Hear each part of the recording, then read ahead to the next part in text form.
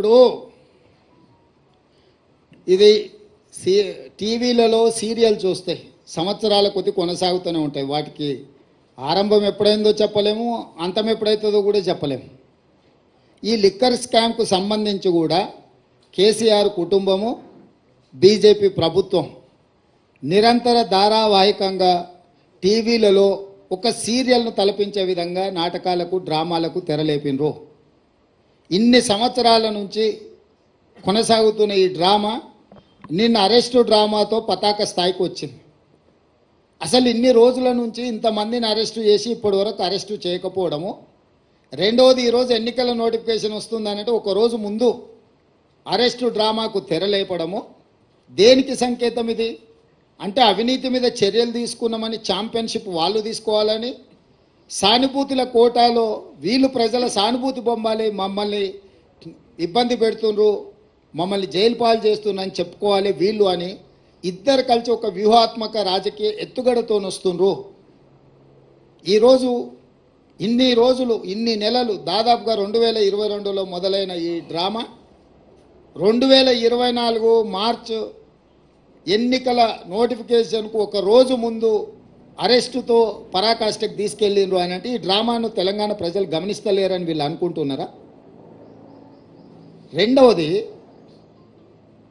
కల్వకుంట్ల కవిత గారు, కల్వకుంట్ల చంద్రశేఖరరావు గారు కూతురింటికి పోలీసులు దాడి చేసి ఢిల్లీ నుంచి ఈడీ అధికారులు వచ్చి అరెస్ట్ చేసి తీసుకెళ్తుంటే బాధ్యత కలిగిన తండ్రిగా చంద్రశేఖరరావు గారు అక్కడికి రాలేదు అంటే దీన్ని ఎట్లా అర్థం చేసుకోవాలి? రెండవది, తండ్రిగా కాకపోయినా కల్వకుంట్ల కవిత గారు శాసనమండలి సభ్యురాలు, టీఆర్ఎస్ పార్టీ నాయకురాలు, పార్టీ అధ్యక్షుడిగా శాసనమండలి సభ్యురాలని అరెస్టు చేస్తుంటే అక్కడికి రావాలి, అక్కడికి వచ్చే అధికారులను వివరాలు అడగాలన్న సంగతి చంద్రశేఖరరావు గారికి తెలియదా?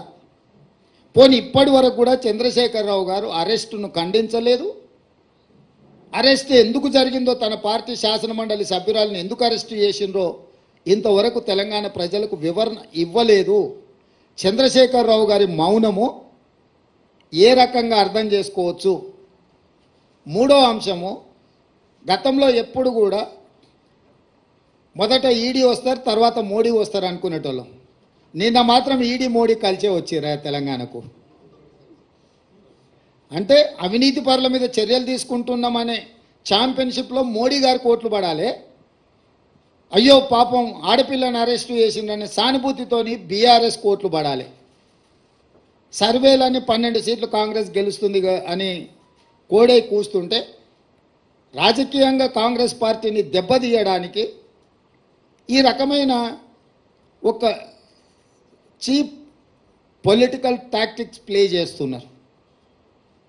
కాబట్టి ఇప్పటికైనా మోడీ గారు, కేసీఆర్ గారు ఈ డ్రామాలు కట్టిపెట్టి 10 సంవత్సరాలు మోడీ గారు తెలంగాణ ప్రజలకు ఏం చేసిండో, పేదలకు ఇండ్లు ఇచ్చిండా, రైతుల ఆదాయం రెండింతలు చేసిండా, ప్రతి సంవత్సరం 2 కోట్ల ఉద్యోగాలు ఇస్తా అన్నాడు, ఇప్పటికీ 20 కోట్ల ఉద్యోగాలు ఇవ్వాలి, తెలంగాణలో ఎన్ని ఉద్యోగాలు ఇచ్చిండో, స్విస్ బ్యాంకులో ఉన్న లక్షల కోట్ల రూపాయల నల్లధనాన్ని తెచ్చి ప్రతి పేదవాడి ఖాతాలో 15 లక్షలు వేస్తా అన్నాడు, ఆ 15 లక్షల రూపాయలు ఎంతమంది ఖాతాలో వేసిండు, మనకు ఇస్తా అన్న పునర్విభజన చట్టంలో బయ్యారం ఉక్కు కర్మాగారం ఎందుకు ఇవ్వలేదు, కాజీపేట రైల్వే కోచ్ ఫ్యాక్టరీ ఎందుకు ఇవ్వలేదు, ఐఐఎం ఎందుకు ఇవ్వలేదు, ఎన్టీపీసీలో ఇంకా 2400 మెగావాట్ల విద్యుత్తు ప్రాజెక్టులను ఎందుకు నిర్మించలేదు, గిరిజన యూనివర్సిటీ 9 సంవత్సరాలు ఆపేసి ఇప్పుడు ప్రారంభించడానికి కారణమేంది, మెట్రో విస్తరణకు అనుమతి ఎందుకు ఇవ్వలేదు,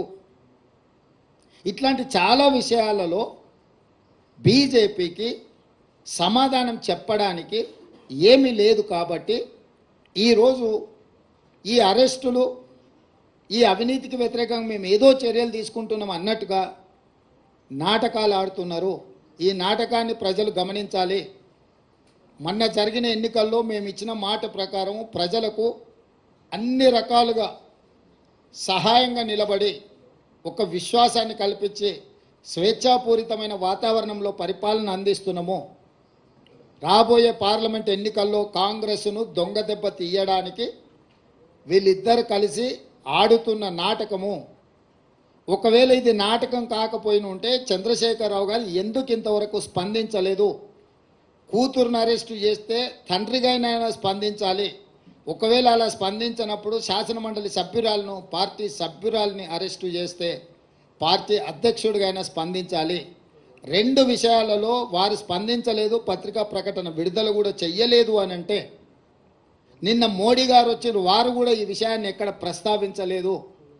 తెలంగాణ రాష్ట్ర పర్యటనలో మోడీ గారు ఉన్నప్పుడే నిన్న మధ్యాహ్నం 1:20 ఈడీ అధికారులు వచ్చారు. 5:20 కవిత గారిని అరెస్టు చేశారు.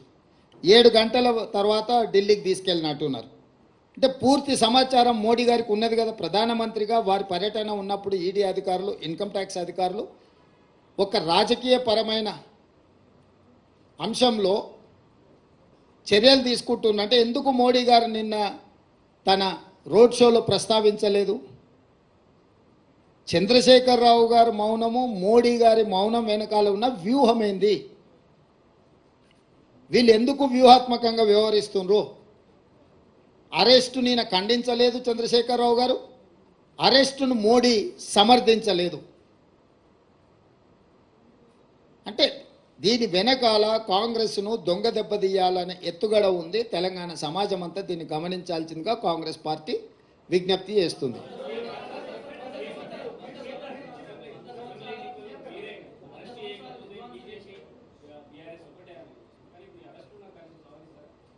నేను అరెస్టును సందర్భం, ఇద్దరు నాయకుల యొక్క స్పందన రావాలి.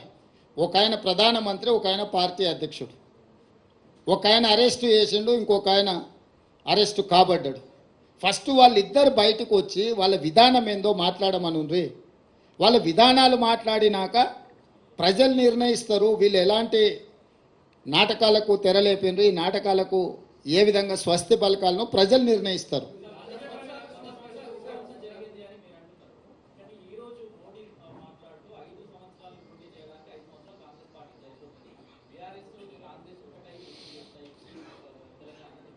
ఇప్పుడు నేనేమంటున్నా